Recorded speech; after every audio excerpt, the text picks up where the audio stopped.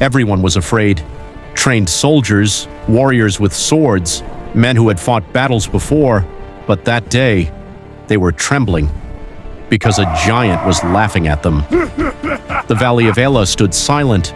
On one side, the army of Israel, on the other, the Philistines. And then, he stepped forward. Goliath, over 9 feet tall, armor shining in the sun, a spear like a weaver's rod. His voice thundered across the valley. "Choose a man to fight me.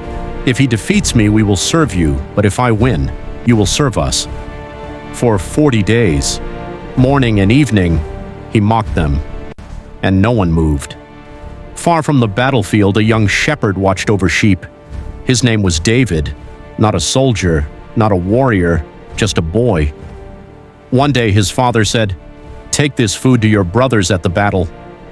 David obeyed, but when he arrived, he heard the giant, and something inside him burned. "Who is this uncircumcised Philistine?" David asked, "that he should defy the armies of the living God?" The soldiers stared at him. Even his own brothers snapped at him. But David wasn't angry, he was confident. Word spread quickly. A boy was willing to fight the giant. David stood before King Saul. "You are only a youth, and he has been a warrior from his youth." But David replied calmly, "When a lion attacked my sheep, I killed it. When a bear came, I struck it down. The same God who delivered me then will deliver me now." Silence filled the tent. Saul had no better option. "Go," he said, "and may the Lord be with you." Saul tried to put armor on David. It was too heavy. David removed it. Instead, he chose 5 smooth stones and his sling. That was all. As David walked toward Goliath, the giant laughed.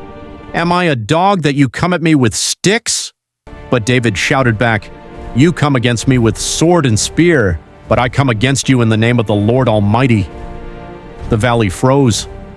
David ran forward, not slowly, not carefully. He ran.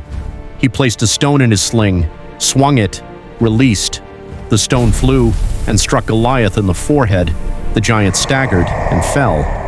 The earth shook. Silence, then victory. The boy no one believed in had defeated the giant no one could defeat, not because he was stronger, but because he trusted God more than he feared the enemy. Every generation has giants, fear, failure, addiction, rejection, doubt. They stand in front of us, mocking us. And sometimes the biggest giant is the voice that says, "You are too small." But David teaches us something powerful. You don't need to be the biggest in the room. You need to trust the biggest God. The battle is not won by size, it is won by faith.